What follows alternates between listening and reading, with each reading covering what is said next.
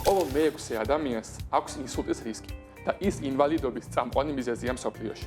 სამედიცინო მიღწევებმა გააუმჯობესა გადაჩენის მაჩვენებელი, თუმცა ისევ არ არსებობს მკურნალობა, რომელსაც შეუძლია ინსულტით გამოწვეული ნეირონული დაზიანების აღდგენა. ამიტომ ბევრი გადაჩენილი პაციენტი რჩება მუდმივი მოტორული და კოგნიტური დაზიანებით. უჯრედული თერაპია ახალ შანსს აჩენს რეგენერაციულ მედიცინაში. ამ თერაპიების მიზანია დაზიანებული ქსოვილის შეცვლა ან შეკეთება ახალი უჯრედების შეყვანით, რომლებსაც შეუძლია დაკარგული ქსოვილის როლი საკუთარ თავზე მორგება და ამით ფუნქციების აღდგენა. სულ რამდენიმე ათწლეულის წინ ინსულტით დაზიანებული ტვინის განკურნების იდეა წარმოუდგენელი იქნებოდა, თუმცა დღეს რეალობაა. თუმცა ყოველთვის ბევრად მნიშვნელოვანია რაიმეს პრევენცია, ვიდრე განკურნება. მაგრამ სამწუხაროდ ინსულტის რაოდენობა სტაბილურად მაღალია საქართველოში. ეს აჩვენა კვლევამ, რომელიც გერმანიაში ესენში მოღვაწე ქართველმა ნევროლოგმა ევროპის თავის ტკივილის ფედერაციის პრეზიდენტმა ბატონმა ზაზამ კაცარავამ ჩაატარა. შემოგთავაზებთ ინტერვიუს, რომელიც მადრიდში გიმფას კონფერენციის ფარგლებში ჩავწერეთ. ინსულტის ორი ნაირსახეობა არსებობს. ერთი, როგორც ავხსენეთ, არის იშემიური ინსულტი, რომელიც განპირობებულია სიზარყვის მწვავე დახრობით და მეორე გახლავთ მისი საწინააღმდეგო პროცესი, ეს გახლავთ ჰემორაგიული ინსულტი, ანუ თავის ტვინში სის ჩაქცევა, რომელსაც იწვევს რომელიმე სიზარყვის კედლის გლეჯვა, დაზიანება და შესაბამისად სისხლი იღვრება ტვინში. ჩვენ გამოვიკულიეთ იმერეთის რეგიონში 3000 მოსახლე, ანუ პოპულაციური კვლევა იყო საკმაოდ დიდი. გამოვიკულიეთ 20 ქალაქი და სოფელი. კარდაკარ შემოიარეს სტუდენტებმა და რეზიდენტებმა მოსახლეობა და 3000 მოსახლის მონაცემი გვაქვს. რომელმაც აჩვენა, რომ საქართველოში იშემიური ინსულტის სიხშირე არის დაახლოებით 8%. ჰემორაგიული, ანუ სისჩაქცევის სიხშირე არის 0.8%. ეს მთელს მსოფლიოში ასეა, რომ იშემიური ინსულტი 10-ჯერ უფრო ხშირია ვიდრე ჰემორაგიული, რაც კიდევ ერთხელ ადასტურებს ჩვენი კვლევის შედეგების ვალიდურობას. ჩვენმა კვლევამ ასევე გამოიკვლია ის ფაქტორები, რომელიც იწვევს ამ დაავადებებს. თავით ჯერ უნდა ვთქვათ, რომ ეს 8% ორჯერ თუ სამჯერ უფრო მაღალი მაჩვენებელია ვიდრე ევროპაში თუ ამერიკაში. ჰემორაგიული ინსულტის 0.8% სიხშირე 4ჯერ უფრო მაღალია ვიდრე ევროპაში და ამერიკაში. იშემიური ინსულტის ამ მაღალ ციფრს განაპირობებს მოუწესრიგებელი და უმკურნალებელი ვასკულური რისკ ფაქტორები.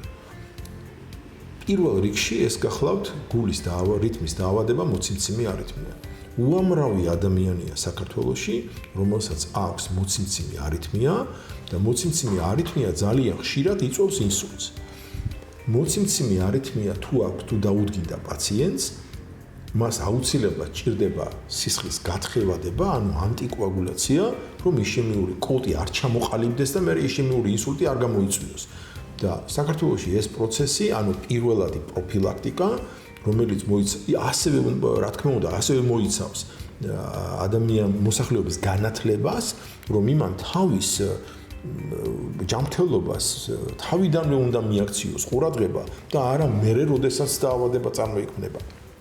ეს ძალიან ცუდ დონეზეა და მეორე ასეთივე ცუდად მოწესრიგებულია, ანუ პრაქტიკულად არ არსებული არის ოჯახის ექიმის ფუნქცია.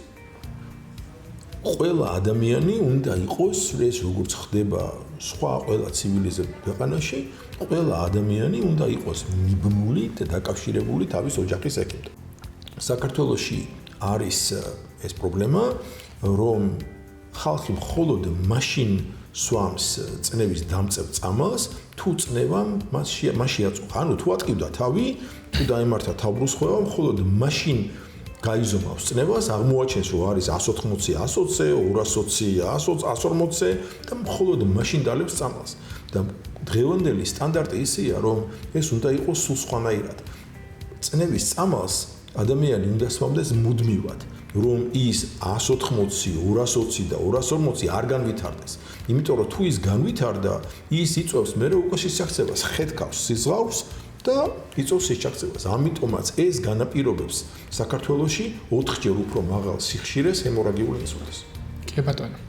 და ბოლო კითხვას დაგესვამთ ასევე, შევხედეთ ბევრ ნეგატიურ ასპექტს, რომელიც საქართველოში განაპირობებს ამ მაღალ რიცხვს ინსულტის, ისევე როგორც ინსულტის შემდგომ უნარშეზღუდულობას და DALI, რომელიც არის ამ წლები გატარებული უნარშეზღუდული შეზღუდულ მდგომარეობაში, ესეც საკმაოდ მაღალია საქართველოში. რასაც მინდა ასევე შევხედოთ, არის ეს პოზიტიური ტენდენცია, ის რომ დღესდღეობით იქმნება სპეციფიური ინსულტის ცენტრები საქართველოში და იქმნება სწორი ნაბიჯები. თქვენ დაკვირვებით, როგორც ადამიანი, რომელიც წლებია უკვე აკვირდებით საქართველოში ამ დაავადების მაჩვენებელს და მის რიცხობრიობას, რა პოზიტიურ ტენდენციებს ხედავთ? უდიდესი ცვლილება საქართველოში იყო და არის ის, რომ 2014 წლამდე ინსულტის მკურნალობა საქართველოში არ არსებობდა და ჩვენ ეს პირველად ქუთაისში დავნერგეთ სისტემური ლიზირება და შევქმნით ინსულტის ცენტრი. ამის შემდეგ ამის შექმნამ და ამ შრომამ ძალიან ბევრი ბარიერი იყო გადასალახი, რომელიც ღვთისმსხლობით გადავლახეთ და მე ნავსი დაიცრა, გაყდა და სხვებმაც ისწავლეს ეს მეთოდიკა და ახლა ძალიან ბევრია უკვე თბილისში განსაკუთრებით არსებობს ძალიან მაღალი დონის ინსულტის ცენტრები, რომელიც ლიზირებასაც აკეთებენ და ნეიროვასკულური ცენტრიც არის, ცენტრებიც არსებობს, რომლებიც თრომბექტომიას აკეთებს. ეს არის უდიდესი ცვლილება. მაგრამ ამას ერთ სისტემაში უნდა მოყვანა და ეს სისტემაში ეს მოყვანილი არ არის. იმიტომ რომ ეს ყველაფერი არის კერძო საავადმყოფოების ხელში და ერთი სისტემა, რომელიც მოიცავს მათ ყველას, რომელიც მოაწესრიგებს მათ მორიგეობებს, რომელიც მოაწესრიგებს მათ ურთიერთობას ერთმანეთთან, ისო პაციენტების საკეთილდღეოდ, ეს არ არსებობს. ასევე ძალიან ცუდი მდგომარეობაა საქართველოს რეგიონებში. იმიტომ რომ ეს ყველაფერი არის თბილისში, ქუთაისში, ბათუმში. მაგრამ ახალქალაქმა და რა დააშალა? იქ საერთოდ არაფერი არ არის. ხაშური, გორი, კახეთი და ეს არის მეორე დიდი პრობლემა, რომ ინსულტის მკურნალობა უნდა მოიცავდეს მთელს ქვეყანას.